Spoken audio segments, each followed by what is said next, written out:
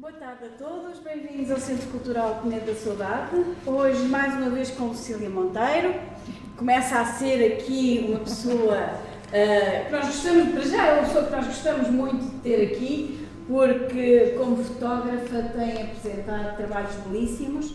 Já aqui tivemos uma exposição e hoje ela vem aqui apresentar o seu novo livro. Eu não Atenção! Ai, tá bem, desculpa, Cristina. Desculpa. Queres para aí um? Isabel? Não, é só porque não estava a ver o livro. Estão aqui os livros. Peço desculpa.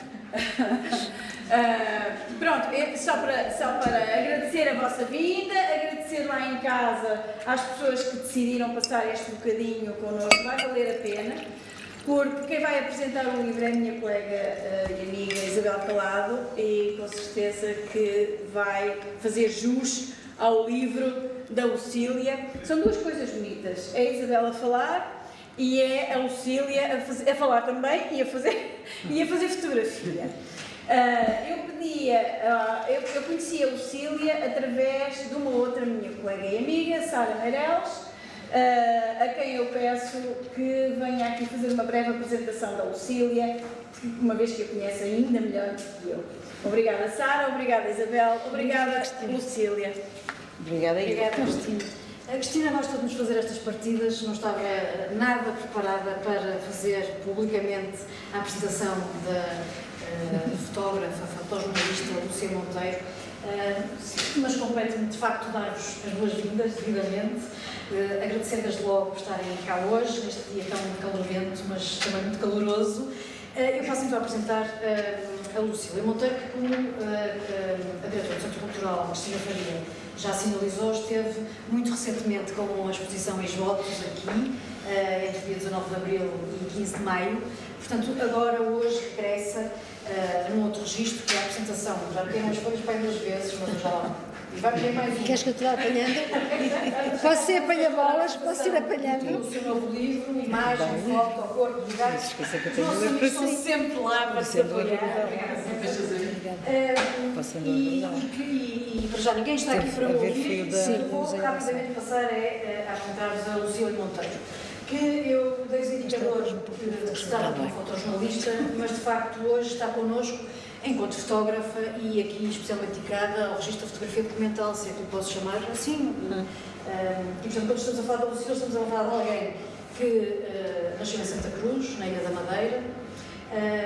Eu estou a ir buscar aqui as referências que estão de conhecimento público, aqui até a partir do Instituto de Fotografia, dizendo, portanto, que tem o curso superior de fotografia na Escola Superior Artística do Porto, iniciou desde logo a sua carreira como fotojornalista, é mestre em fotografia e cinema documental, e era precisamente esse o mote da exposição Ex-Votos.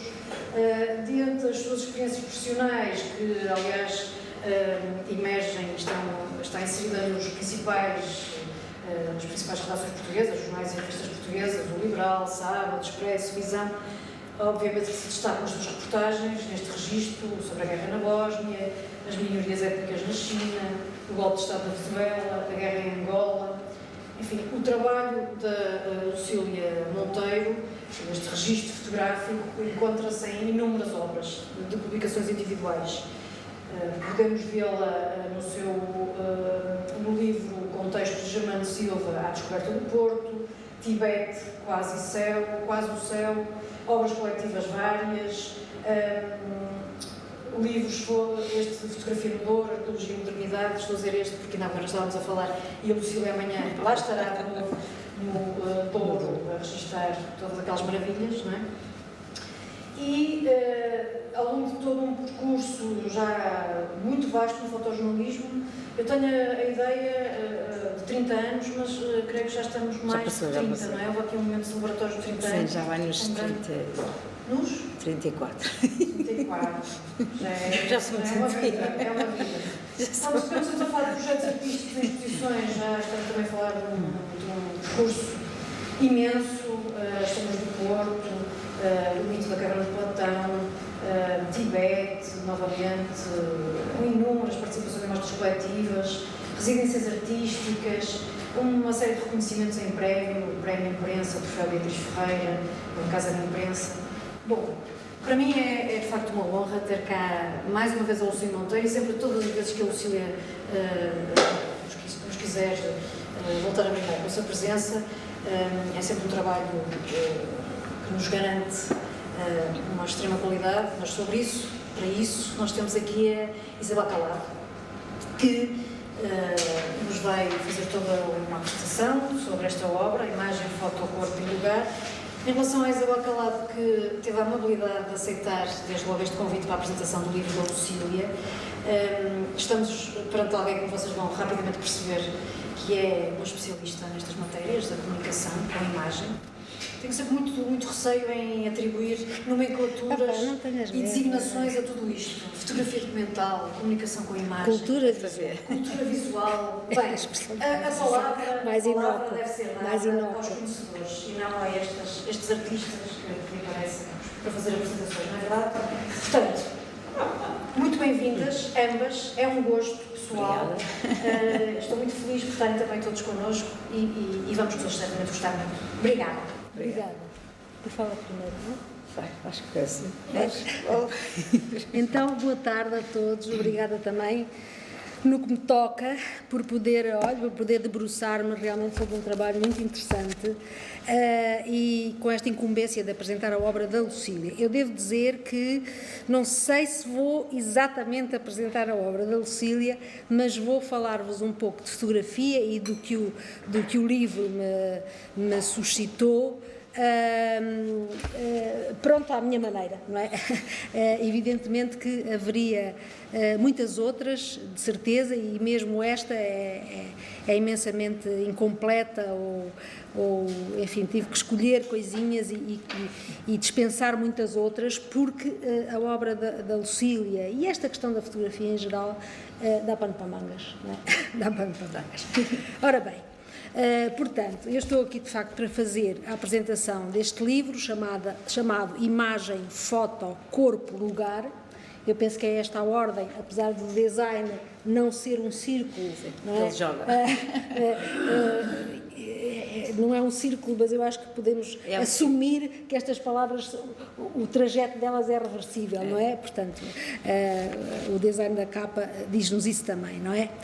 Bom, trata-se de um livro que usou retratos de 1955 a 1966, um período marcado pela imigração dos homens madeirenses para as Américas ou África do Sul, de um arquivo familiar da Casa Fotográfica Madeirense Imagem Foto, fundada por José de Sousa Monteiro, pai da Lucília Monteiro, e que continua ativa nas mãos do seu filho, irmão da Lucília, João Monteiro.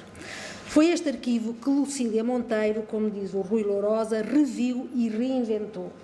E o que eu acho é que sobre esse trabalho, sobre o seu projeto, ninguém melhor do que a própria Lucília poderá, de facto, falar e vai fazê-lo, com certeza, de seguida. A mim, coube-me fazer uma abordagem do livro, como vos disse, que é naturalmente a minha e que desenvolverá algumas questões que a obra me levantou e que se prendem sempre com o que a fotografia traz às nossas vidas.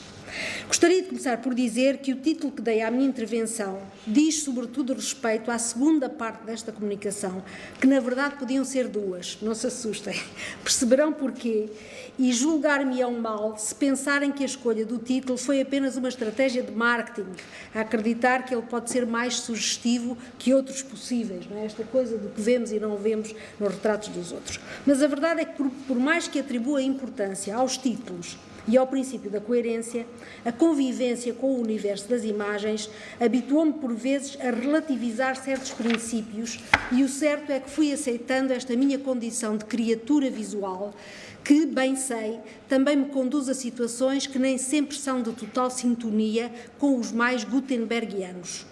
Enfim, sem mais justificações e para ser mais direta, o que quero dizer-vos é que vos vou falar um pouco não só do que o título anuncia, mas também de algumas outras coisas e, entre elas, num primeiro tempo, das relações entre a fotografia e a memória. Tenho que beber muita água. Todos conhecemos o papel que as imagens têm na construção dos imaginários pessoais e coletivos e, concomitantemente, na vivência do tempo, ou seja, no modo como o vamos preenchendo de memórias. Acresce que não há memórias sem lugares. O livro de imagens que me coube hoje apresentar tem tudo a ver com isso e tem a ver com isso tudo. Fotografia é uma coisa tangível, você captura, você olha para ela, é algo semelhante à memória, disse não há muito tempo o Sebastião Salgado. E Pierre Bourdieu, muito antes, na sua obra de 1965 sobre fotografia, intitulada Uma Arte Média, perguntou: que existia antes da fotografia? E respondeu: a memória. E agora pergunto eu: até que ponto as imagens associadas à memória e capazes de alimentar não nos fazem também esquecer? Até que ponto poderia ser instrutivo dizer delas, usando uma expressão paradoxal, que guardam no esquecimento? Que queria o sociólogo dizer? Que a câmara faz as vezes da memória para não deixar que ela se apague? Ou, mais radicalmente, que a câmara contribui para a sua extinção?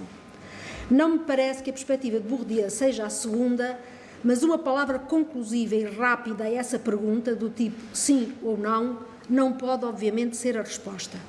Pois bem, o que me interessa para já salientar na relação da imagem com a memória e em particular da fotografia com o seu e do seu subgénero retrato é que ela seguramente evidencia um jogo de influências recíprocas. A imagem interfere na memória e a memória interfere na imagem. Como sou muito perguntadeira, vou apenas enunciar mais algumas interrogações. Será que as fotografias, e em particular as que, como neste livro, ainda se inscrevem numa cultura material, para a qual, aliás, chama a atenção a opção que a Lucília Monteiro fez de incluir nesta coleção os negativos retocados? Dizia eu, será que as fotografias congelam o tempo ou, de outra maneira, recriam-no, convocando as suas vicissitudes? Quais são as estratégias usadas pela fotografia na relação com a memória, que igualmente desencadeia a construção identitária e a comunicação intergeracional? E, por outro lado, como age a memória sobre as imagens que aparentemente captam um momento fugaz e uma vivência passageira? Estas são perguntas que faço há muito tempo e que foram reavivadas pelo contacto com a obra da Lucília Monteiro. Tentarei responder-lhes, naturalmente, de um modo não exaustivo, tão pouco conclusivo, mas sobretudo sublinhando o caráter ambíguo, por vezes paradoxal, desta relação entre fotografia e memória. As fotografias, as pinturas, os filmes, os museus e os seus espólios, os legados patrimoniais, digamos em geral os arquivos, tema em que se foca o texto de Martim Mendes incluído no livro, são formas de tratar o passado e dotá-lo de sentido. Cada um destes dispositivos de tratamento da memória condiciona esta última de modo diferente. As fotografias, em particular, tornaram-se, de há mais de um século e meio a esta parte, o veículo essencial de partilha do nosso passado comum, o seu marcador primário. Muito especialmente os retratos, como fiéis ou, até há bem pouco tempo, fiéis herdeiros da tradição analógica das imagens, são por isso imagens que nos conectam e nos garantem a existência, dando-nos prova dela. Por serem um veículo de partilha dos nossos bens comuns e um reservatório da memória, as fotografias podem ainda ser vistas como um vestígio, uma pegada, e daí que os semiólogos, a miúde, as considerem um índice. Por tudo isto, elas tornaram-se lugares privilegiados de vivência do tempo. Vão mesmo mais longe e, ao mesmo tempo que guardam a memória, externalizam-na e ajudam a construir a nossa narrativa do passado, uma narrativa mítica e de longa duração, de que, acredito, tanto precisamos. Na verdade, custa-me acreditar que possamos contar a história do mundo sem narrativas de longa duração, como eram as dos mitos, construídos no e para o imaginário coletivo. A memória coletiva precisa desses mitos, vive deles. É uma ilusão pensar que poderia ser de outra maneira. E por isso não estou totalmente de acordo com Sarém, que escreve também no livro, não é, no texto de abertura, e que diz que devemos desconfiar deles, dos mitos e dela, da memória. Embora, é claro, entenda o que ela quer dizer com isso. O que talvez seja preocupante é o que está hoje a acontecer. Uma substituição paulatina das tradicionais narrativas visuais, repito, sempre míticas, pelas chamadas imagéticas, também ditas imagiologias, predominantemente científicas e comerciais, menos ligadas à imaginação e, nesse sentido, tendentes a afastar-se do conceito original, a palavra imagery, que tinha menos a ver com as imagens materiais e funcionais do que com as imagens na cabeça. De facto, estas novas imagéticas ditas realistas, pese embora de um outro ponto de vista também fantásticas, ou talvez devêssemos dizer amazing, são pouco imaginativas. Mas isso daria uma outra conversa.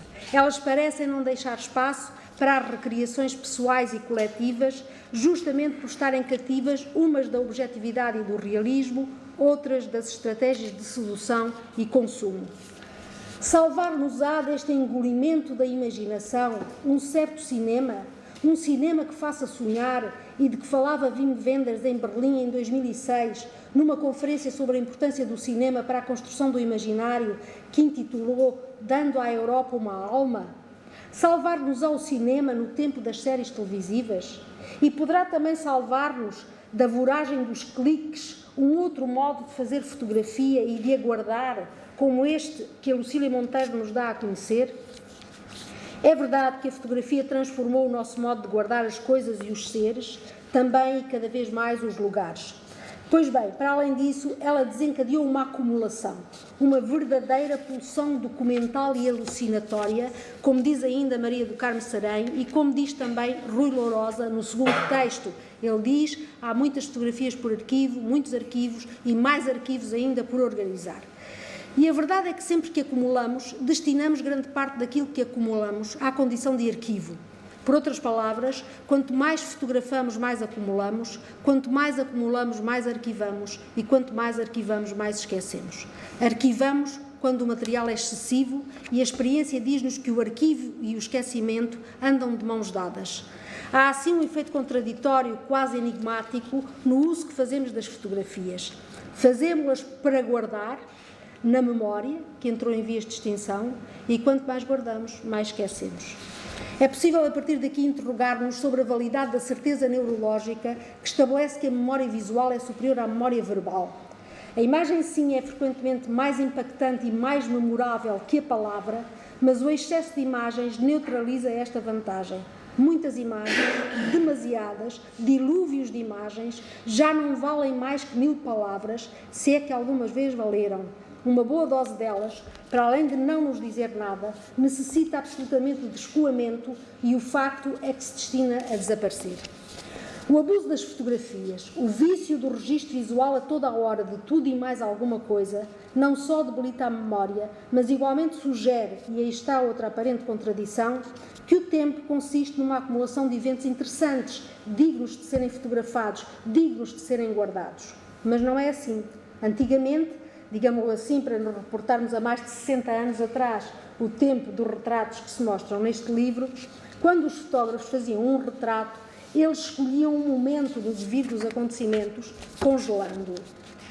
Não era a imagem à la Sauvette de Cartier-Bresson, o seu decisive moment, famoso no que respeita à fotografia pública, mas tal como este, o momento fotografado era o mais saliente e tornar-se-ia igualmente o mais forte na memória. Mas o retrato, ao contrário da imagem à la Sauvette, adquiria a qualidade da pose, ou seja, do que se subtrai à espontaneidade fugaz e se estabiliza. Há uma solenidade nestes retratos que em grande medida parece esquecida no modo como hoje se fotografa, designadamente a vida familiar e privada, e é dessa que o livro da Lucília Monteiro nos fala. No que toca ao uso privado, a decisão de fazer um retrato foi desde o início, uma decisão estratégica e tinha uma forte dimensão identitária. Desde o século XIX, sobretudo no seio das famílias, instalou-se o hábito de ir acumulando, de modo mais ou menos sistemático, as imagens dos momentos importantes do percurso de vida dos seus membros. É isso que ainda observamos nestas imagens da década de 50, 60 do século XX. O nascimento, os aniversários, o batizado, a primeira comunhão, as festas, o primeiro dia da escola, o casamento e por aí fora. Através de alguns estudos da sociologia francesa, ficamos a conhecer bem essa função tradicional do retrato. Ele não tinha uma pretensão artística, mas nascera de uma outra vontade, que era a de ser um instrumento de conexão, de consolidação dos afetos, de união da família. Alguns daqueles estudos mostraram isto mesmo e observaram em particular o modo como nas comunidades rurais a fotografia se inscreveu num circuito de rituais destinados a consolidar essa união familiar. Mesmo hoje, e não apenas nas aldeias, as fotografias, ou melhor, o número de fotografias, tende a aumentar em função da intensificação da vida familiar e doméstica e do reforço dos laços sociais. A diminuição da prática da fotografia, por seu lado, é muitas vezes um sinal de diminuição da vida social. Os convívios, as férias, os passeios são momentos intensos de vivência do grupo de pertença e, ao mesmo tempo, de atividade fotográfica. Esta continua a ser um instrumento importante de sociabilidade intragrupal, com o quanto de extra este intra contém, dado que as comunidades de partilha são hoje, numa enormíssima dose, as redes sociais. Para além de serem importantes, os momentos registados eram também preferencialmente os bons momentos. Ainda é muito assim. Pela mesma ordem de razões que explica porque se fotografam sobretudo os momentos felizes, igualmente se fotografa mais a infância, a juventude e a adultez, menos a velhice. Contudo, o facto de se registarem os bons momentos não implica necessariamente que se eliminam os outros, mesmo os de sofrimento, que igualmente a vida comporta. Pelo contrário, ao olharmos para as fotos dos nossos bons momentos, o que por vezes também acontece é que acionamos a memória dos menos bons, dos que contrastam, dos que não estão lá.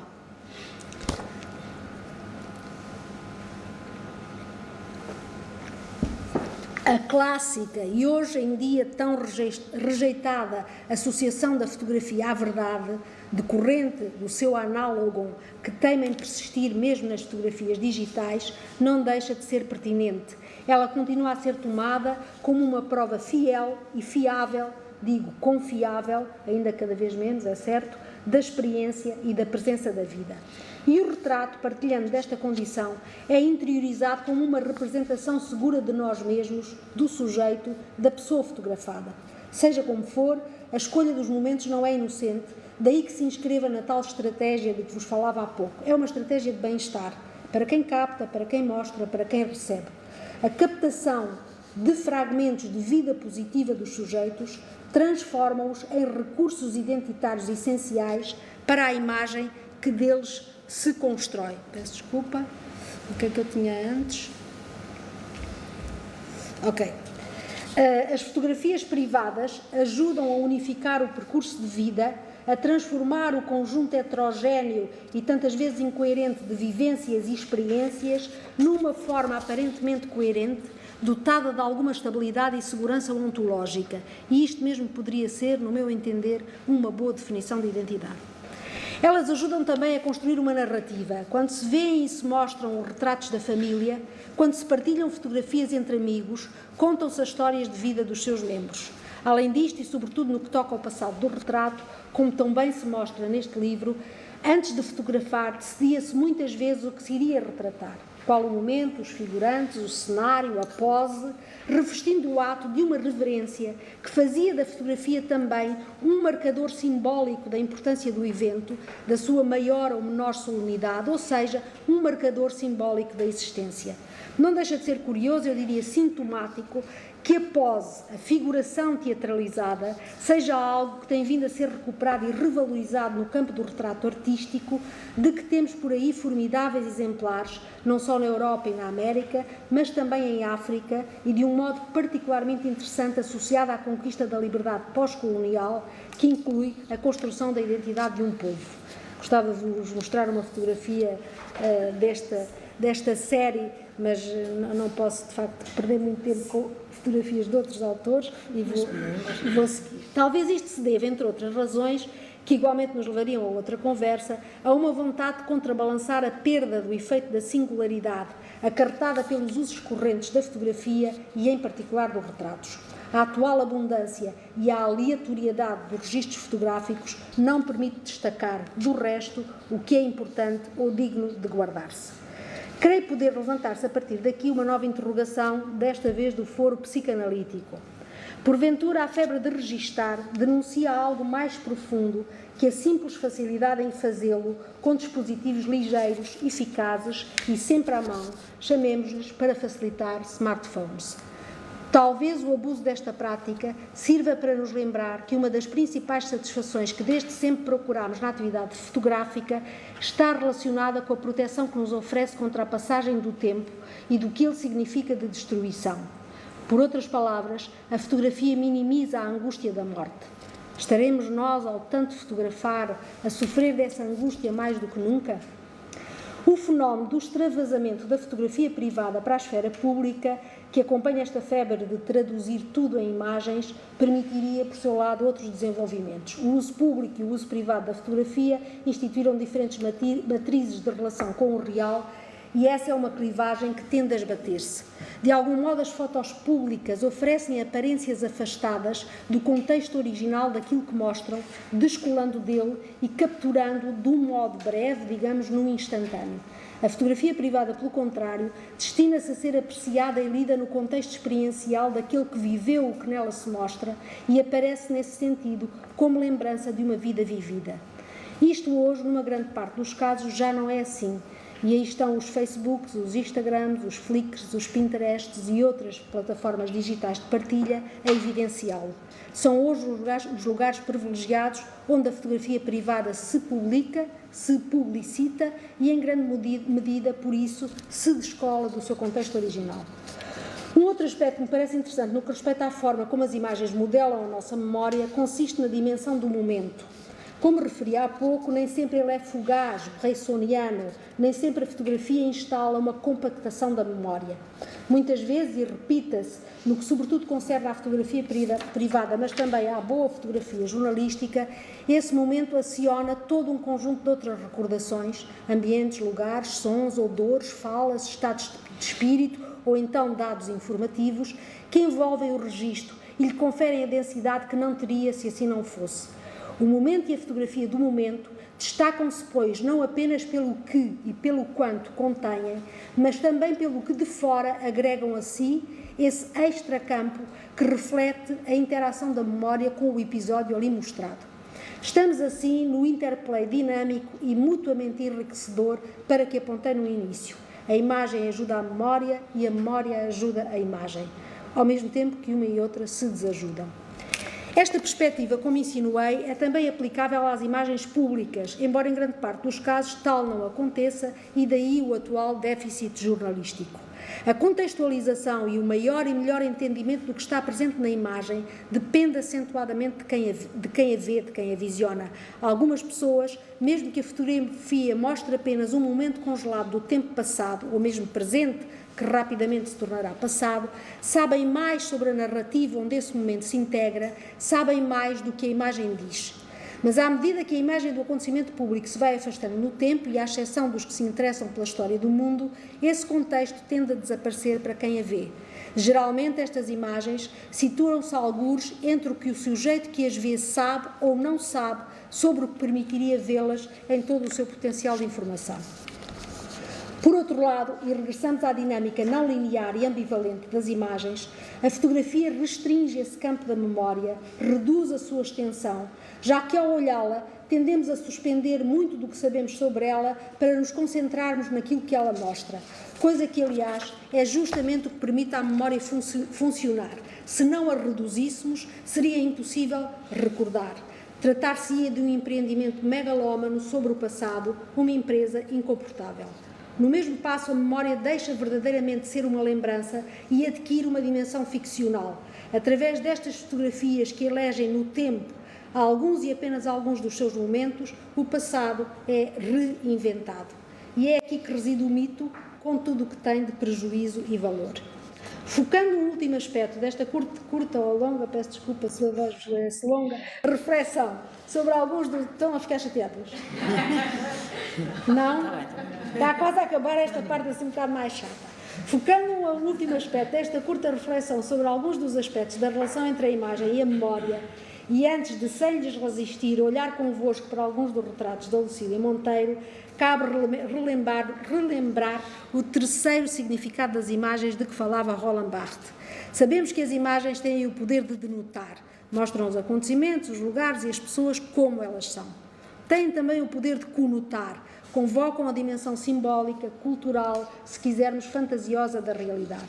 E têm ainda, dizia Barthes, um terceiro poder, que nunca foi muito bem definido por ele chamava-lhe o seu lado obtuso, situado a algures, que confere à imagem a sua dimensão enfática, que opera a ligação que estabelecemos com ela e a sua permanência na memória. Esse terceiro poder vai além da denotação e da conotação e joga-se numa espécie de tropos das imagens, lugares onde ocorre uma mudança de significado e que são simultaneamente lugares esperados, diríamos uma espécie de clichês, favorecendo a associação de ideias que têm particular impacto na memória e que a reciclam, instalando algo como uma reutilização das lembranças, um update que em grande medida é o seu garante. Bom, até agora, pouco falei do corpo e do lugar, para que estas imagens também remetem, intencionalmente, e essa ligação é desde logo anunciada no título da obra. Vou então agora focar-me neles, nestes corpos fotografados, habitantes de um lugar, a Ilha da Madeira, e, em alguns casos, os dos imigrantes predestinados a outro, corpos reconfigurados no espaço de um estúdio e agora recriados pelo projeto da Lucília Monteiro, que organiza as fotos segundo o ciclo da vida e redesenha, retoca o negativo. A imagem vintage, como diz, a imagem vintage, desculpem, que diz, ou que parece dizer isto, não é? Para além do nascimento e da morte de cada indivíduo, há a imagem do coletivo que não cessa de se renovar. Efetivamente, o livro começa no ciclo da vida com bebés, passa e acaba com bebés outra vez. Nesta segunda parte da minha intervenção, optei por mudar o registro do que resolvi partilhar convosco. Em vez de ser mais umas considerações abstratas sobre o tema do corpo e do lugar, espero que não vos tenha chateado muito, ligados à imagem fotográfica, coisa que, embora para mim fosse estimulante, corria o risco de se tornar amassadora para vós, convido-vos a olharmos em conjunto para alguns destes retratos, entrando em diálogo com eles. Com estes corpos, onde o olhar, a postura, a indumentária, os adereços, os objetos, os cenários, enfim, a apresentação de si, como diria em 1959 o antropólogo Erin Goffman, chamando a atenção para os jogos de fundo e de fachada no desempenho do eu, estes corpos, dizia eu, estabelecem connosco uma relação. Pedem-nos que os vejamos e, até certo ponto, decidem como devemos vê-los.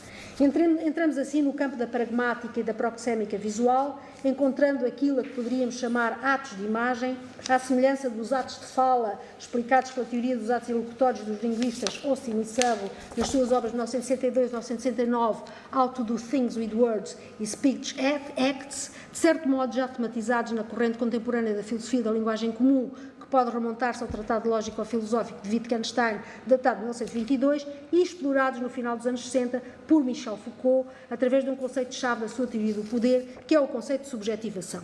O que está aqui em jogo, simplificando, é o modo como as imagens, no caso de retratos fotográficos, são efetivamente usadas em situações concretas da ação, como nos falam e como representam as personagens. Mas deixemos os enredos teóricos e olhemos para esta gente que talvez nos olhe também. Convido-vos a observar algumas das fotos, sendo que com dificuldade consegui conter-me por restrições de tempo, já que muito mais haveria a dizer sobre elas e eu muito gosto teria em prolongar este convite ao diálogo de cada um de nós com cada uma destas fotos.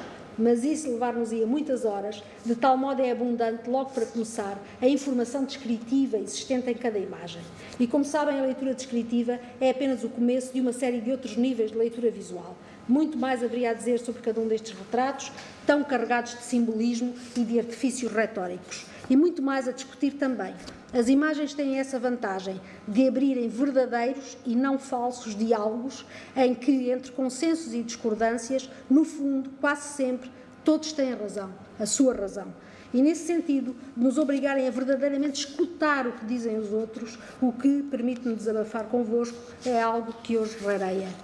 Vou então usar o privilégio de estar aqui eu para falar alto com alguns destes retratos, mas obviamente que o desafio está lançado e, se vos apetecer, depois seria bom, se não se estiverem cansados, ouvir os vossos diálogos também. Que os farão, estou certa, mesmo que fiquem em silêncio. Vamos então olhar, em primeiro lugar, para esta fotografia do dia do casamento. Apresenta-nos uma galeria de personalidades, géneros e idades diferentes e, simultaneamente, um todo, o grupo da família, que inclui talvez os amigos mais próximos. Todos vestiram para a ocasião os seus melhores trajes, quiçá os sapatos das festas. Das 9 personagens femininas, sem contar com a noiva, 5 mulheres e uma menina têm adereços. Em 3 delas, casquetes na cabeça, noutra uma pregadeira, noutra um colar e noutra ainda um chapéu simples. Há 9 gravatas e um papillon no conjunto dos 13 homens e rapazes, e o noivo tem um alfinete na lapela e um par de luvas nas mãos. Nenhum deles usa terno, o traje do gentleman inglês, criado na Europa no último terço do século XIX e exportado a partir do final da Primeira Grande Guerra para os mercados de massa, não só urbanos, mas também rurais. O fato de 3 peças, que surgiu associado às classes dominantes e à passagem destas dos ofícios de montar, caçar, dançar e duelar para as ocupações sedentárias da administração, terá também contribuído para o início do fim de uma época em que, como então se dizia, os cavalos suam, as mulheres transpiram e os homens transpiram e as mulheres brilham. Mas a esta família, uma época bem remota, mas a esta família da Ilha da Madeira e ao extrato socioeconómico aqui maioritariamente representado, o terno ainda não tinha chegado nos anos 50, 60 do século passado. Todos nos olham, com poucas exceções. A senhora do chapéu, o homem mesmo atrás do noivo, que parece ter-se ausentado no momento do disparo, e finalmente o senhor ao lado da noiva e a criança, que se olham e têm as mãos entrelaçadas. Mas já vou voltar a este distraído e a este par. Para além da indumentária e do olhar, o elemento da expressão humana que mais nos diz sobre quem fala connosco e o que quer de nós, toda a postura e a expressão facial estabelecem os contornos, digamos, as possibilidades e impossibilidades do diálogo com a outra personagem, ausente da cena, mas chamada a participar, que somos nós. Vemos poucas mãos, algumas cruzadas, e vemos ainda um sorriso mais ou menos contido no geral dos rostos. É importante notar que dos 277 rostos mostrados em toda a obra, apenas 63 sorriem, e a grande maioria destes 23% que sorriem fazem-no de forma muito subtil, estão entre o sorriso discreto e a seriedade.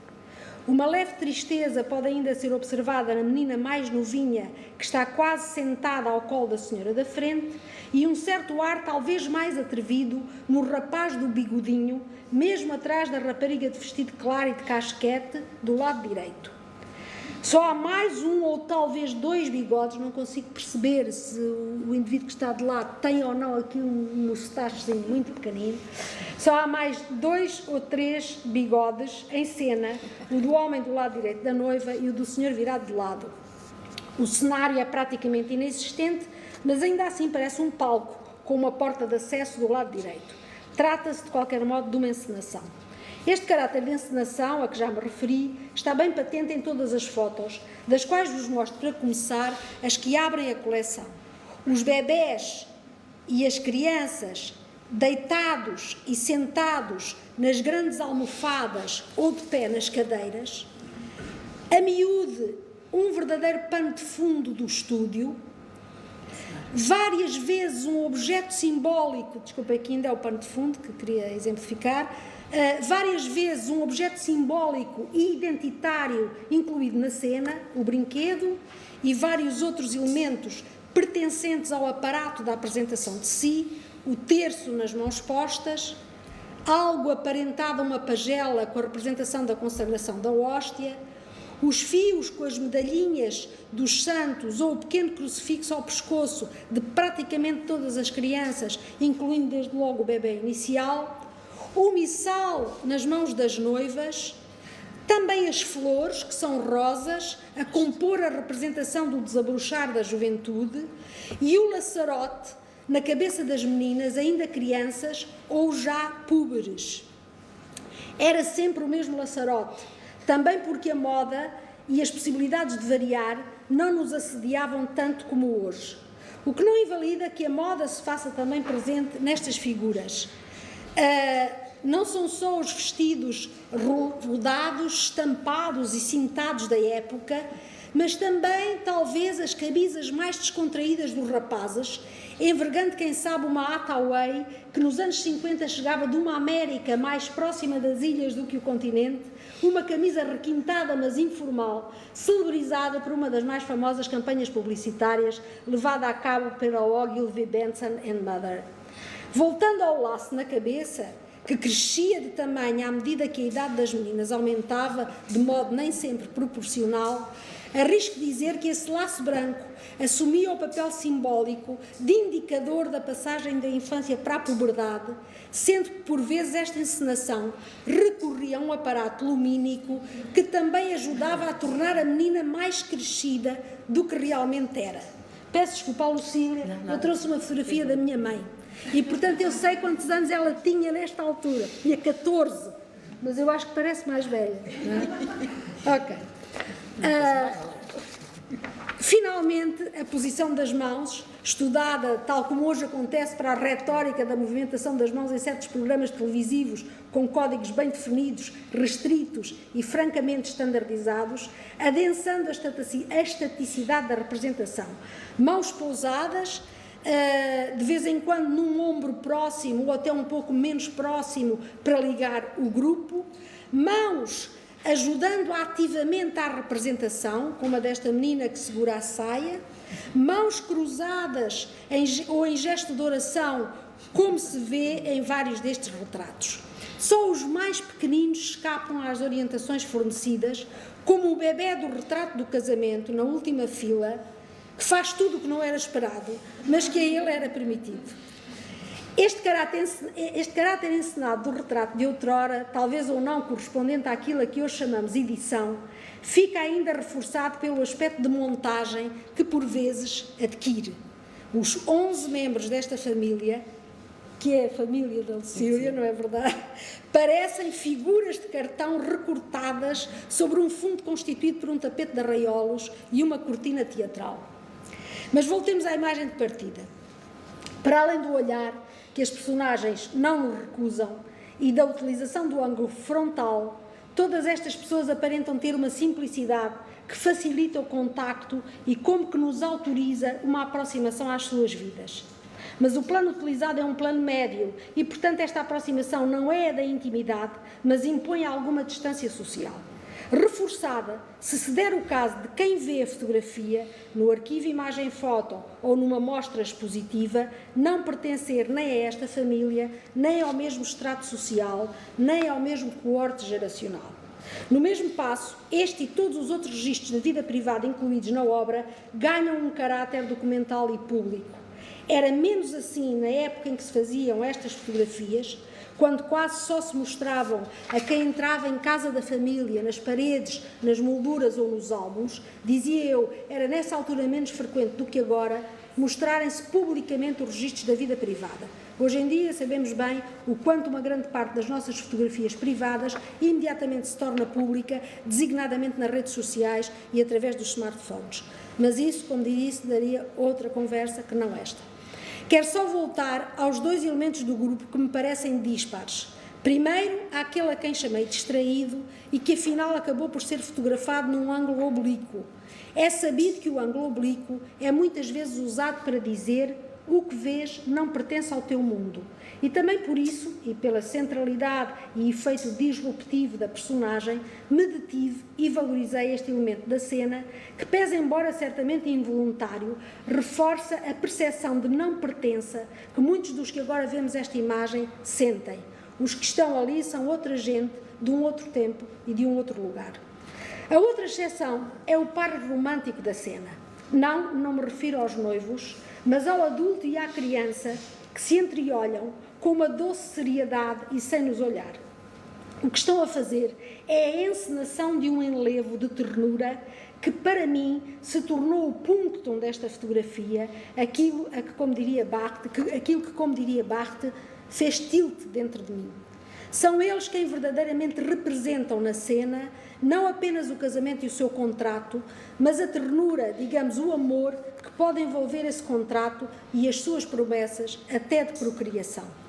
São, além disso, os que trazem ao registro deste momento simbólico da vida de um casal a sua solenidade. não tanto a de um inexistente aparato de pompa e circunstância, mas a da pose. É, eu diria, a única pose que o ato solene então exigia. Quase a concluir, reforço a ideia que terá estado na base do trabalho da Lucília Monteiro. As fotografias que se mostram neste livro contam, mais do que várias histórias de várias vidas privadas, uma única narrativa da família média dos anos 50-60 do século passado na Ilha da Madeira.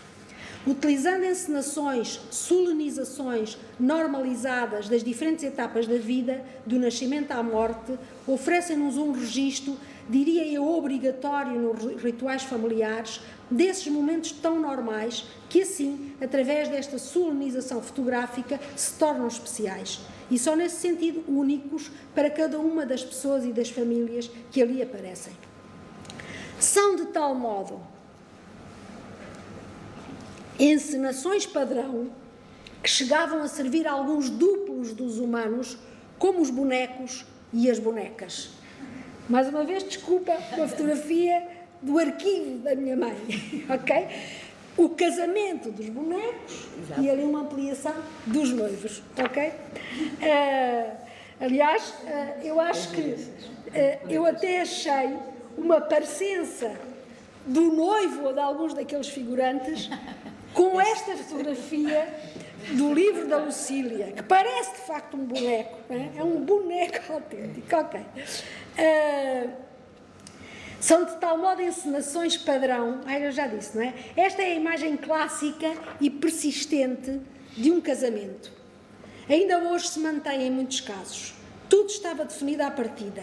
A centralidade dos noivos, o lugar dos pais e dos padrinhos, a distribuição das personagens e até os gestos que deviam adotar.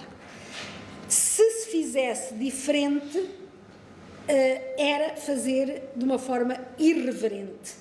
O fotógrafo que fez a fotografia deste casamento, quando me deu, disse assim, olha lá, porque é que estavam todos a olhar para lá se eu estou aqui deste lado? Vêem ali os noivos, não é? Portanto, é uma fotografia irreverente. Esta é a imagem clássica... desculpem, já disse isto. Olhemos finalmente para alguns dos rapazes deste arquivo. Esses rapazolas, para usar uma expressão da época, usam gravata, relógios, óculos escuros e um cigarrinho entre os dedos. A verdade é que, pese embora os sinais de normalização para que apontei anteriormente, eles encarnam o que também é legítimo dizer acerca destes retratos e dos rostos que neles figuram. Todos participam do coletivo que é aquele tempo, aquele espaço, aquela comunidade, aquele corpo coletivo, mas cada um deles igualmente expressa uma personalidade única. Não são as indumentárias ou os cenários, nem os objetos e as poses simbólicas que espelham a alma, mas, como é tradicional pensar-se, os olhos e toda a expressão facial.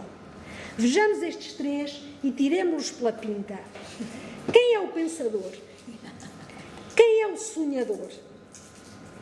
Quem é o aventureiro?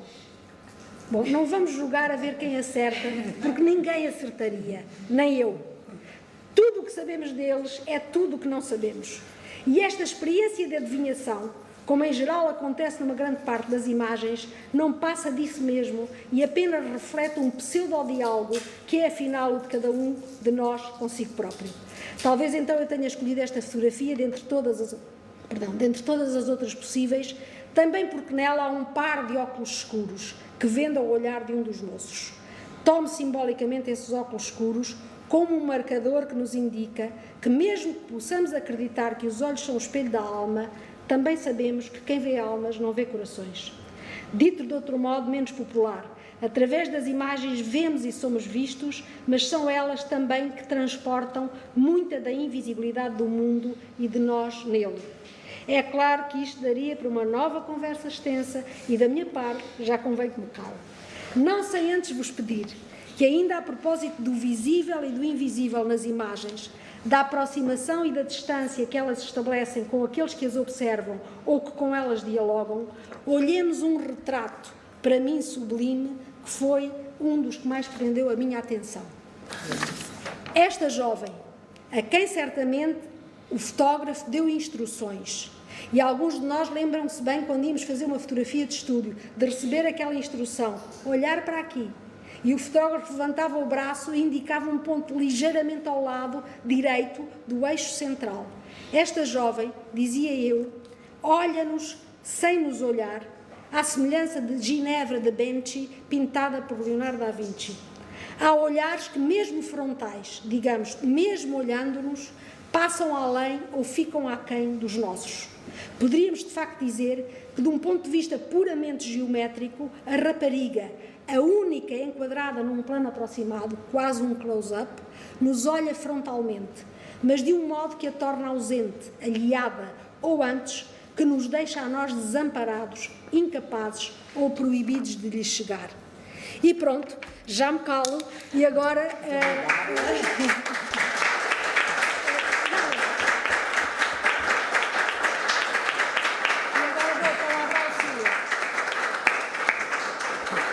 Não vou falar muito. Porque eu falei demais. Não, porque já disse, eu gostei imenso e agradeço, que também queria agradecer aqui novamente ao Centro Cultural daqui de Peneda da Saudade por mais uma vez receber aqui a apresentação deste meu novo projeto e agradecer aqui muito à doutora Isabel com a sua apresentação, foi genial e adorei. E, porque é assim, eu tenho feito várias apresentações e tem sido pessoas muito diferentes a falar sobre o livro. E isso está a ser para mim muito interessante, que eu até vou pedir a seguir à doutora para ficar com o seu depoimento, porque neste momento já são tantas interpretações, mas mesmo muitas, que eu estou feliz, porque o objetivo também era um pouco esse, porque se fosse tudo a mesma leitura, eu ia achar que estava a fazer mais um trabalho mais... Pronto, mais do mesmo, né? Pronto, e então, eu agradeço imenso, achei já agradeceu, muito genial mesmo, muito bom. E gostei das suas interpretações e da forma como interpretou as fotografias e esta principalmente também, eu adorei, tive muito... Porque eu vou explicar um bocadinho, o espólio do meu pai é um espólio que são 200 mil negativos, 13, 18 e 9, 12. Não sei se vocês sabem, negativos, grandes. E, portanto, é um mundo. Eu não tenho hipótese nenhuma de ver aquilo tudo, né? Como deve ser. Entretanto, e por isso é que eu decidi pegar, criei um conceito, né? E fui buscar só fotos daquele tipo, daqueles anos, né? Porque o espólio vai de 1955 até 2000, porque a seguir, a partir de 2000, o meu pai já estava muito doente e já não fotografava quase nada. E então, pronto, e isto, pronto, era um mundo de coisas e de temas, porque o meu pai era de uma vila pequenina, que é Santa Cruz, na Madeira, ao lado do aeroporto, né? Também temos o espólio de toda a primeira pedra do aeroporto a ser construída nos anos 66, até o aeroporto que está, né? Agora, portanto, tudo o que se passava naquela terra, em Santa Cruz, desde os anos 55 até os anos 2000, o meu pai fotografou tudo.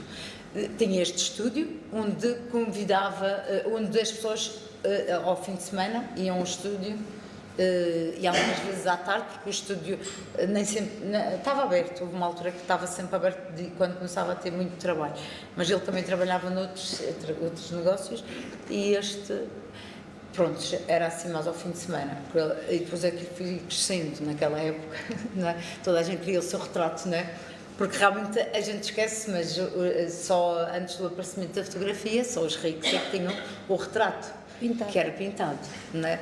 Pronto, a fotografia é este fenómeno, não é? Toda a gente adere, porque toda a gente começa a... Olha, é mais ou menos a história do ex-voto que eu também tive aqui a apresentar, porque toda a gente queria também dar um santinho, um bonequinho, ou uma objeto de cera ao seu santo, e só os ricos é que davam, porque naquela época, antes da Revolução Industrial, do aparecimento da parafina, só os ricos é que faziam esculturas e objetos de cera da abelha, que era caríssimo, cada potinho. Eu descobri nestes levantamentos, porque o meu trabalho é um bocado isso, eu gosto de estudar coisas e depois é que estudo e depois é que seleciono as fotos, né? Pronto, e então eu estudei muita coisa sobre o ex-voto e percebi que havia uma profissão de cereeiros, que eram os homens no Porto, que corriam o norte todo em recolher a cera, e como a cidade do Porto é uma cidade episcopal, a igreja controlava esses potinhos de barro de cera, e esses potinhos eram tão caros quase como o ouro. Era incrível. Pronto, isto tudo para mostrar que estas coisas estão todas muito... Estas representações do corpo e esta necessidade do homem querer se representar vem desde os prés, não é? Porque desde as gravuras de Foscolo, ou sei lá, antes disso, não é? Há uma necessidade do homem se representar, e isto é interessante ver toda esta evolução até agora, a fotografia, até o telemóvel, agora até tudo, mas alguma coisa, não é? Eu vou falar um bocadinho, pronto, neste trabalho do meu pai, o que é que eu decidi? Portanto, eu vi aquele espólio se estragar, estava lá em Santa Cruz, e como a Madeira finalmente tem o seu grande museu internacional, que é o museu, agora vai ser o Museu da Fotografia da Madeira, Ateliê Vicente. Os Vicentes foi um grande fotógrafo madeirense que surgiu simultaneamente, como estava a surgir os estúdios em Paris. Ele estava a passear por Paris, mas o bisavô do Cisa Vieira, que é Teresa Cisa, também fez um livro muito interessante sobre que descobriu, no meio dos arrumos da casa, toneladas de negativos de vidro desse bisavô. Portanto, que os primeiros, os daguerreotipos e os negativos eram em vidro, depois é que passou para a película, não é? Pronto, e a Teresa também percebemos que o Museu da Fotografia, a importância dos Vicentes na Madeira, porque os Vicentes influenciaram, os fotógrafos todos madeirenses são todos influenciados pelos Vicentes, não é? O meu pai também, ainda por cima a mãe era amiga desta família, e o meu pai teve um problema grave. O meu pai era deficiente, porque o meu pai aos 9 anos teve como se chama aquela doença? Exatamente, ficou sem as rótulas. E o meu pai não dobrava, não é? Fazia. E então, e ficou num hospital com experiências dos 9 anos até aos 17, e estudou num hospital, porque tinha uma amiga da mãe dele, que era a tal família, uma prima do Vicente, que iam ao hospital ensinar-lhe, pronto, para depois só fazer os exames, a admissão, aquelas coisas da época, não sei o quê. Depois ele fez a escola industrial, naquele tempo era assim, e fez a parte comercial, e fui trabalhar como contabilista, né, numa empresa grande inglesa na Madeira. Mas depois a paixão pela fotografia foi surgindo, e ele foi fotografando aos fins de semana na terra dele, né? Pronto, e então este espólio do meu pai mesmo dá para trabalhar imenso. Porquê? Porque eu escolhi este nicho, este grupinho de 60 e tal fotos, né, para este trabalho, porque eu trabalho, independentemente de ser fotojornalista, eu tenho o outro trabalho de pensar a fotografia, sem ser esta coisa do fotojornalismo que me cansa. Eu já são 34 anos e cansa-me porque está-se a repetir mais do mesmo. Pronto, eu sei que nós temos que documentar e temos que registrar tudo os momentos políticos, tudo isso é importante para a história, para guardar. Às vezes fico a pensar, a história para guardar, mas parece que às vezes as pessoas querem não guardar e às vezes quer-se apagar as memórias, porque este mundo digital também é isso. As fotografias saem todas as horas e todos os minutos, mas as pessoas não guardam já, não é? Eu há dias fiz um álbumzinho para o primeiro sobrinho neto, que nós na família estamos muito histéricos, já há muita gente e ninguém faz filhos, e depois estou agora assim eu, e então a família tem um WhatsApp, não é? E o WhatsApp da família, e então nasceu quando a Carolina fica grávida, começa todos os dias a família, mostra a barriga, mostra isto, e agora a roupinha que a tia mandou, a outra tia mandou este vestidinho, e então aqui no WhatsApp, e eu fiquei a olhar para aquilo e disse, meu Deus, e daqui a pouco o miúdo nasceu, ela a ir para o hospital com a barriga, e ainda não, eu estou a fazer fotos dentro da sala do hospital, ainda nasceu, e está difícil, e depois a família toda a mandar palpites, e tudo dava não sei o quê, e depois era assim, eu fui um parto difícil, demorou para aí 3 dias no hospital, ele não nascia, as pessoas ficavam 24 horas quase acordadas a ver, será esta noite quem é o primeiro a saber da notícia, primeiro que sair do bebê que vai nascer, não sei. Aquilo era assim uma maluqueira, e ainda é, porque o bebê faz agora amanhã para a semana 1 ano, e esta continua, toda a gente focado naquela criancinha. E ainda bem. E eu então disse assim, pá, isto daqui a pouco ninguém se lembra de 1 ano atrás que a criança nasceu e que se fez estas loucuras todas, que se fotografou a barriga da mãe, que se fotografou o miúdo lá no hospital, o pai com o telemóvel a nascer e depois mandou para o WhatsApp toda a gente, patati, patata, e depois a primeira roupinha com o menino chegou a casa, o menino... estas coisas todas. Então eu decidi ir fotografando o WhatsApp, as páginas, todos os dias, né? Fotografava e acabei por imprimir aquilo tudo e fazer um álbum de família contemporâneo, fotos do WhatsApp. Eu não fotografei nada, nem precisei. Fotos do bebê, fotos de todo o lado, o bebê nozinho, o bebê sem roupinha, o bebê por a roupinha. Eu nunca. Eu simplesmente só criei um álbum, eu digo, o novo álbum contemporâneo da família. Portanto, fotografei páginas, um tio dava uma boca, o outro mandava, o outro primo dizia não sei o quê, e portanto. Olha, foi a minha prenda. Andei uns dias a ver aquela coisa, meu Deus, esta página, não podia fotografar tudo, senão vocês não imaginam o que era. Mas isto é para dizer que isto esquece. As pessoas agora, os momentos, não é? Fotografa-se e depois já há o outro momento e o momento de trás já, não é? E isto, não sei, isto para mim leva-me a muitas perguntas e a muita interrogação e a muito pensar. E eu acho que, neste momento, eu faço, estou na visão, fotografo os acontecimentos das notícias que estamos a fazer, ou as investigações de um colega, ou não sei o quê. No outro fim de semana tive que fazer o congresso do PSD, não é? Teve 3 dias a controlar aquilo, mas quem são os novos? Quem é que vai? Eu até gosto de ver quem são o futuro deste país, vai controlar este país, não sei o quê, este homem, e depois ver quem é que ele estava lá com aquele. Eu estudo tudo, todas aquelas as entregalhadas todas isto, mas aquele e tal. E quando vou para o sítio, vou bem preparada e vou atrás dos supostos ministros, o suposto secretário de Estado, sei lá. E aquilo bate sempre certo, eu tenho sempre uma intuição que às vezes bate. Pronto, e isto para quê? E eu fiquei a seguir a dar por mim a dizer assim, estou aqui a fotografar o congresso todo do PSD exaustivamente, porque estou aqui a controlar com quem é que o Montenegro está a combinar com aquele e quem é a equipa dele, e eu estou a controlar isto tudo. Se o meu diretor, o primeiro diretor que eu tive, Cáceres Monteiro, que me mandava fazer os congressos todos porque sabia que eu controlava as jogadas todas, bastidores políticas, porque eu andava sempre. E eu achava piada fazer isso. Porque, no fundo, esse documento é um documento que acho que vai fazer parte da história deste país, da gestão deste país, de não sei o quê, não sei o que mais. Pronto. E então andei a fazer aquilo, mas também dei por mim a dizer assim, puxa, eu fotografei, fiz um arquivo gigante, aquelas fotos para o imediato, pões no online, não é? Na notícia do online. E depois tens as fotos que tens que chegar a casa e que tratar tudo. Este vai ser aquele, mas este vai aparecer, que ele combinou com este, já estava a ver, vai ser futuros importantes dentro deste partido. E então eu fui legendando essas figuras todas, né? E faço um arquivo de 200 fotos do Congresso para o arquivo e mandei aqui para Lisboa, porque fiquei a pensar, mas a teoria nova dos meus novos chefes, e não é preciso isto. Eu estou a fazer um arquivo, mas eu sou tonta, tu ainda estou. É isso. Eu sou tonta, estou a trabalhar à moda antiga, com o meu diretor dizia, porque a seguir passava 6 meses, havia uma bronca entre o senhor tal, né? E o meu diretor, Cáceres Monteiro, dizia, Lucília, mas tu no congresso apanhaste os dois, não foi? Na negociação, aí está. Vai buscar a foto do arquivo, mete no texto, não é? Agora, ninguém vai para o arquivo. Até quiseram deitar os arquivos fora, né?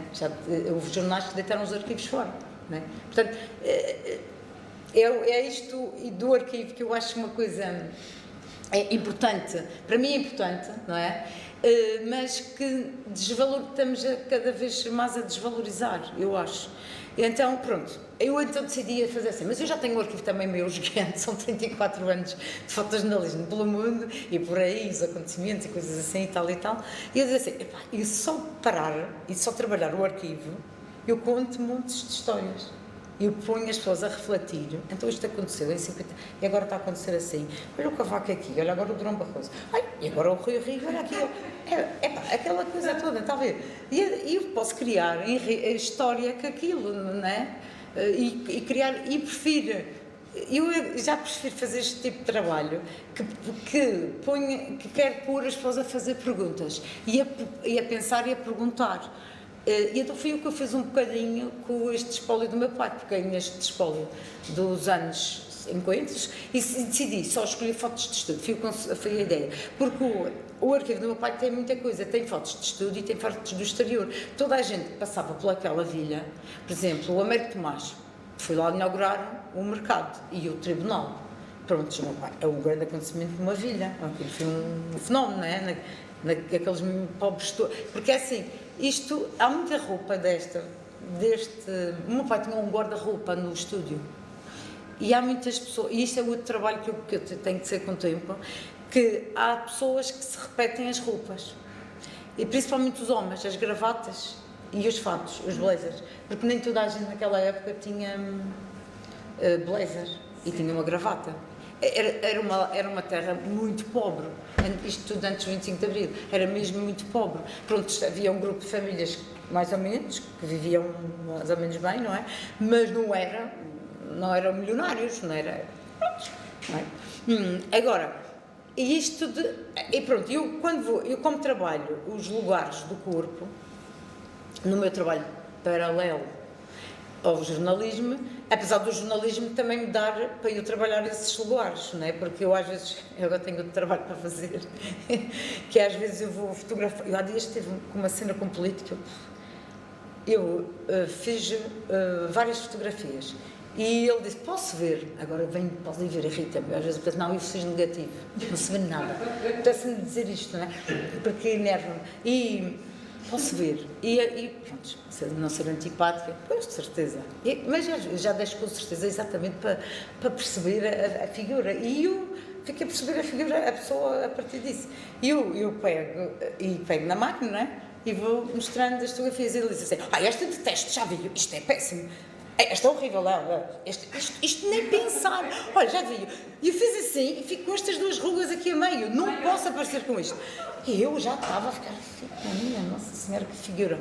Mas é isto que se vive neste momento, as pessoas vivem para a imagem, mas acho que é um pouco estas fotos também, porque aqui, neste livro, eu salto os ciclos da vida que eu ponho das crianças portanto, das crianças para a adolescência, depois a juventude, depois da juventude os casamentos, depois o casamento da família, a família é morta. A morte eu ponho com as fotos de passaporte da época, porque as pessoas tinham que ser fotografadas de frente e de lado. Eu, na altura, quando vi aqueles negativos do meu pai, até fiquei um pouco assustada e disse assim, fogo, o meu pai fotografava para a PID, como é que é possível? Não é possível, porque ele estava sempre no contra, e portanto, não pode ser. Mas não, era mesmo uma regra. O passaporte, naquela época, tinha que ter uma fotografia de frente e de lado. Era até depois a doutora Carmen Serém teve-me a dizer que disseram, depois isso deixou de ser, passou só a ser aquela, como agora, de frente. E então eu achei piada acabar com essas fotos do passaporte. Porquê? Porque essa foto é de frente e é de lado, e há a foto de uma partida, né? De uma outra vida, porque uma pessoa sai do seu mundo, ainda naquela época, que é o mundo mais fechado, não, ninguém sequer vê pelo Google, nessa época ninguém via pelo Google para que pense que eu ia, né? Ia, né? Logo se vê, né? Culturas completamente diferentes, tudo diferente, né? E portanto isso é uma vida, é um outro ciclo, né? Uma nova vida, e então eu identifico este ciclo com com a morte, essas fotografias, e depois também era com estas fotografias que se usavam para as pessoas a seguir. Eu lembro-me das pessoas irem ao estúdio do meu pai e dizer assim, senhor José, tem aí, olha, trouxe aqui a foto do meu avô, do meu tio, do meu pai, e foi no dia 6 de 56 que você fotografou, e o meu pai ia à pasta do mês 6, 56, olhava, lá procurava, não tinha nomes, era só datas. As fotos do meu pai não têm nomes, não sei quem são estas pessoas. Ele, se fosse vivo... Não tinha livro, não tinha esse registro em livro. Não. O meu pai não fazia livros.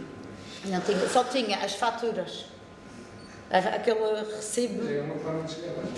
Também é, mas houve muitos que perdemos, outros guardámos, que agora, como doamos agora o espólio para o Museu dos Deficientes, eles têm lá pessoas que vão trabalhar. Eu conheço uma casa fotográfica que eu espero parecida com a que está a contar também. Eram quase todas parecidas pelo país todo. Em Aldeia Velha, mas nesse estúdio, os livros estavam todos para ir para o lixo, não é? Mas aí a casa, durante vários anos, várias décadas, tinham feito o registro das pessoas, quer dizer, de quem é que tinha encomendado a fotografia. Exatamente. E a partir daí, estamos no registro e a gente chega às pessoas. Exato. Nós temos alguns livros de recibos, não, era bem aquele papelinho que eles davam, que aí devíamos buscar com o numerozinho e não sei o quê. Mas muitos foram para o lixo. Eu ainda salvei. Aliás, o número de clichê é uma coisa que a pessoa ficava. O número de clichê. E portanto, pronto, eu tive algumas dificuldades a chegar a nomes, impossível. Quer dizer, muitas pessoas destas. Agora é interessante porque eu deixei. O livro está lá na Madeira, na loja, está lá o meu irmão, mas pronto, que já não tem nada a ver com o que era. Então o meu irmão deixou lá o livro e as pessoas, todas as pessoas, as velhotas da terra agora, vêm todo o dia para ali e ele diz: eu não aguento estas mulheres aqui. Elas ficam sentadinhas nos bancos e elas vão folheando o livro e dizem: faz favor, filma-me isso. E ele diz: mas tu estás, mas é maluca. E este bando de bilhardeiras, porque bilhardeiras na Madeira é fofoqueiras, é um termo madeirense, bilhardar. Também se usava no Não sei se Alentejo. aqui se Sim, usa sim, também. no Alentejo usava-se. Então, e elas acho que se sentam lá e vão folhando o livro, ponto a ponto. Esta é a mesma filha da Maria, aquele que me ocupava na Venezuela, e depois ele veio, depois ele casou com a Roseirinha, e patati, e bem, aquilo é um filme, vai ali o filme todo. E então eu digo: o meu irmão vai-me registrando isso. E eu, a única coisa que ele vou obrigando as pessoas a escrever debaixo no livro o nome das pessoas. E depois juntamos isso ao arquivo que vai ficar no Museu dos Deficientes, que já foi doado, já doamos no mês passado. E pronto, e foi assim. Porque também é este meu excesso de imagem, não é, que a gente vive no mundo, e é um excesso de imagem que não se para, metade das imagens ninguém para, como fez aqui a doutora Isabel, a lê-lo ao pormenor, não é? As expressões, os vestidinhos e o gravatinho, o bigodinho não é? Ninguém faz isto. É muito espetacular, laico. Espetacular. Aquilo é sempre para o espetacular. E pá, esta nuvem espetacular de fogo, agora vermelha, coisinha, sei lá o quê. Espetacular, não é? E é este mundo do espetacular que a gente também está muito a ver, não é? Aquele mundo like, rápido e não sei o quê, que me faz um pouco criar estas narrativas com fotos que já existam, que já estão feitas e tentar fazer estes trabalhos para as pessoas, para as pessoas fazerem perguntas, para as pessoas interromperem, para as pessoas... Eu agora tive uma galeria de livros de autor alemã que entrou em contato comigo e comprou-me livros para ter na galeria, porque este livro, eu também decidi tratar o livro como livro-objeto, porque também o futuro do livro já sabemos que vai desaparecer, o livro comercial vai ser só livro de telemóvel, de e-book e aquelas coisinhas, joguinhos, não sei o quê. Pronto. E o livro, há várias discussões sobre isso, e o livro o livro vai ser quase um produto gourmet, não é? E que vai ser livro de autor e mais coisa, porque, pronto, devido à poluição também, porque realmente isto não é, devido a uma série de coisas, eles vão passar a ser livre, e então eu decidi já o outro da EJO também, ele não passa dos 500, e este é tudo numerado de 1 a 500, não é? Prontos, e então como livro-objeto, e criei esta então o que eu achei interessante foi dos alemães que tinham visto o livro na Madeira, no Museu dos Deficientes, e que entraram em contato comigo, pronto, e gostaram imenso, e disseram, e eu achei piada a interpretação deles, que disseram assim: isto é um álbum universal do ser humano. E realmente até é verdade, não é? Porque no fundo eu criei um pouco essa narrativa, porque apesar destes anónimos, não é, que nós não conhecemos, não é? nós todos nos revemos neste ciclo que nós, da vida, nós todos, independentemente da roupa, da época, podemos fazer vários estudos nisto, independentemente disso tudo, da época, do sítio onde foi, na Madeira, porque todos os fotógrafos a nível mundial que tinham estes estúdios, estas fotos eram a moda, era o clichê da época, não é? Portanto, todos os estúdios de Coimbra, de Lisboa, Porto, sei lá, toda a gente tem estes, porque eu, por exemplo, estes cenários que o meu pai tem, eram telas gigantes, assim, de talvez 3 metros, 4 de comprimento, e achava piada porque ele tinha, esta tela era gigante, é uma paisagem, não é? Tem uma varanda assim, burguesa, no fundo assim uma coisa, de um palacete, não é? E depois as várias fotos são sempre em bocadinhos, ele escolhe bocadinhos do cenário, há outras que têm outra parte do cenário com a paisagem, não é? Portanto, e isto era um cenário gigante que ele mandava pintar, é tela mesmo, em tons de cinzento e pretos, e que mandava fazer a um senhor de Lisboa, que também eu ando à pesquisa disso, que era pintava os cenários do Teatro da Vilharé, cenários para o teatro. E então ele contratou o senhor para lhe fazer estes cenários, pronto, e tanto é isto, pronto, o meu trabalho resume-se praticamente aqui, a interpretação da professora é fantástica, porque é uma interpretação diferente e interessante, acabamos, e este foi isso, foi criar a interrogação, apesar de eu ter criado, e estes lugares do corpo, porque no fundo eu também, ao escolher só as fotografias de estúdio, é um lugar do corpo, não é? Porque eu pousei, eu criei um lugar de mim, não é? E então como isso também tem a ver um pouco com o meu tema, dos lugares do corpo, então eu escolhi isto porque eu não tinha tempo, porque o meu pai tinha uma coleção de anjinhos, vocês sabem o que eram os anjinhos na época, tudo o bebé recém-nascido que morriam, porque nos anos 60 os bebés nasciam, morriam, a taxa de mortalidade infantil era, acho que por todo o país, era gigante, não é? Nasciam, morriam. Então eles punham assim umas caixinhas e todos muito arranjadinhos, pelos vistos a roupa, porque as pessoas eram mesmo muito pobres, ninguém tem noção que a roupa era uma coisa escassa, não é? E então todos muito com um chapeuzinho, não assim um chapeuzinho, uma toquinha branquinha, umas rendinhas, todos ali muito direitinhos, né? E vê-se aqueles anjinhos todos e eles a ficar para aquilo, isto é mortos ou é vivos, eram mortos. Portanto, só isso também é outro trabalho, né? Portanto, sei lá, a banda da terra. O meu pai todos os anos fotografava a banda no mesmo sítio, no mesmo jardim, na rua, no mesmo sítio, junto ao coreto. Não só, pega naquelas fotos e vai vendo 55, 56, 57, parece a mesma foto. Mas que coisa! Então, a gente tinha que estar com atenção, porque era sempre um elemento novo que entrava na banda. Então, a procurar onde é que está o óleo, não é assim? Outro, deste ano, entrou este. Portanto, era sempre. Então, a posição dos músicos eram sempre as mesmas, os mais velhos, os mais não sei o quê, os dois, conforme o instrumento, não é? E depois parecia um elemento novo. Então, mas uma pessoa vê aqueles negativos, se não analisar aquilo direitinho, diz, pá, mas que paranoia, tudo igual. Não sei. E tanto isto é um arquivo, eu escolhi estúdio por causa exatamente dos lugares do corpo e da gente, e portanto era um mundo de fotos que eu tinha que estudar. Por exemplo, as costureiras, toda a gente fazia um curso, toda a gente não. Quem tivesse dinheiro fazia um curso modista, não é? Pagava, assim, aqueles da costura, não é? As mulheres, não é? Naquela altura. E bordado de madeira, e bordado não sei o quê, aquelas coisinhas todas da altura. E elas, quando acabavam os cursos, estava toda a gente a pousar com o seu canudo de costureira, no diploma. Portanto, era tudo o que acontecia na terra, era os arraiais, eram as procissões, eram os meninos.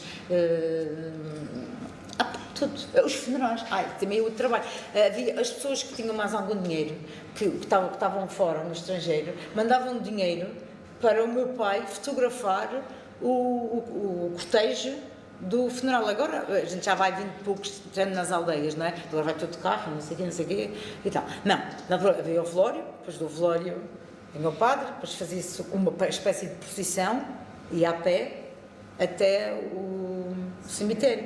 E então a gente vê fotos do meu pai em cima dos montes, a ruinha a passar, com o mar ao fundo e o cortejo do funeral. Sim, coisas assim, engraçadas, não é? São, portanto, e como podem ver, dá para trabalhar no contemporâneo. Agora a minha ideia era, na Madeira, convidar outros fotógrafos e outros artistas, independentemente de ser fotógrafos, que não me choca essa coisa de ser artista plástico, estas coisas cruzaram-se todas, nada disto me choca.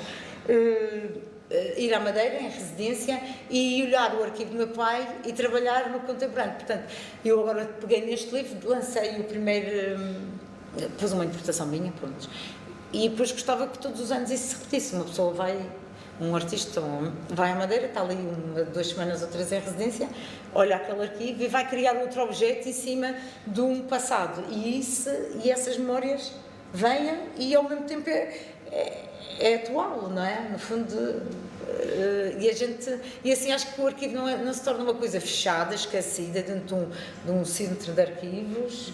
Ninguém... E cumpre uma palavra de ordem hoje para este mundo Exatamente. excessivo das imagens, que é reciclar. Reciclar. Hoje a palavra de ordem para as imagens é reciclar. E é isso mesmo, e é isso que o bocado que eu fiz. Eu agora crio as minhas histórias, os meus projetos. Eu agora estou também a trabalhar noutro livro, que é As Mães da Guerra. Mas esse é um documental mesmo. Mas pronto, mas eu acho que é interessante reciclar, porque também há um fotógrafo inglês, que é o Joaquim Schmidt, que também, o que é que ele fez? Ele fotografava e era fotógrafo, e ele disse: não fotografo mais, acabou. Para que é que eu vou fotografar se já tem tanta foto para o lixo? E eu nem sabia que se podia consultar o lixo digital de imagens. Eu não tinha bem noção que isso podia se apropriar disso. Então ele trabalha o lixo. E o lixo, do lixo também na rua, porque o primeiro passo dele estava a passar no metro e vi um balde de lixo e tinha toneladas de fotografias rasgadas, assim, de lixo, de fotos antigas. Ele juntou aquilo tudo e até faz colagens com rostos de vários sítios e cria uma outra nova pensar a fotografia, pensar a imagem, pensar a arte, pensar tudo. Pronto, já me falei também demais. E obrigada.